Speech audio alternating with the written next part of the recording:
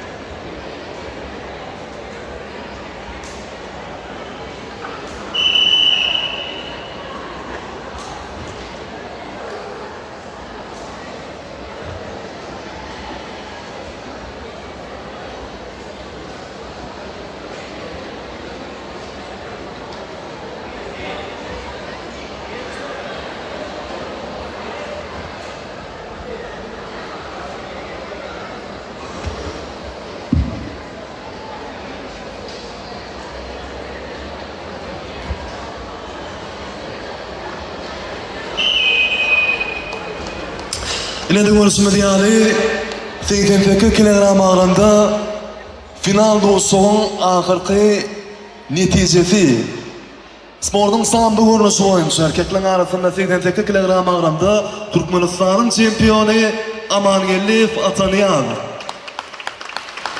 On karşıdaşı Aykanov Ağacan 2. onunla münasip oldu.